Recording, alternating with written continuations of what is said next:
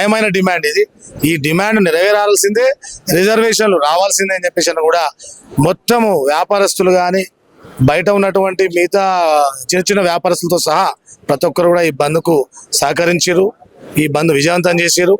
అలాగే మేము ఈ సందర్భంగా కేంద్ర ప్రభుత్వాన్ని డిమాండ్ చేసేది ఒకటే, 60% ఉన్నటువంటి ఈ బీసీ ప్రజలకు గొంతు మీకు వినిపిస్తుందా లేదా? 60% ఉన్నటువంటి దేశంలో ఈ బీసీ జనాలకు సంబంధించినటువంటి హక్కుల గురించి మీకు కనబడుతుందా లేదా? ఇప్పుడైనా తెలుసుకోండి.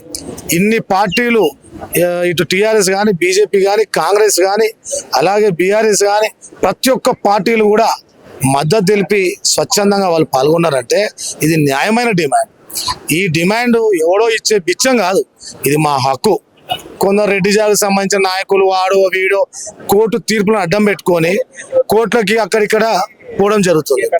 కోర్టు తీర్పులు అప్పుడో ఇప్పుడో కొన్ని కేసుల విషయంలో ఇచ్చినటువంటి తీర్పుల ఆధారంగా ఈ కేసులు ఆధారంగా మమ్మల్ని నోటికాడికి వచ్చిన కూడుని లాక్కోవడం జరిగింది.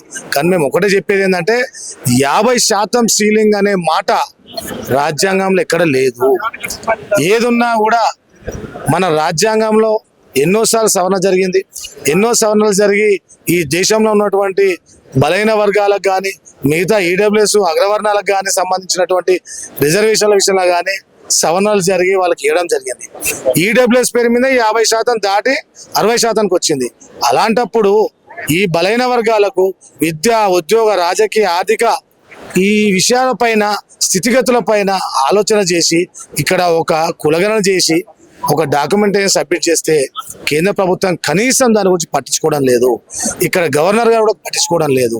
అందుగురించే ఇది ఈ బంద్తోనే మొదలు. బీసీ ఉద్యమము, బీసీ రిజర్వేషన్ ఉద్యమం ఈ బంద్తోనే మొదలవుతుంది. రేపటి నుంచి వంట వార్పులు చేస్తాం, రాస్తారోకోలు చేస్తాం, మిలియన్ మార్చులు చేస్తాం.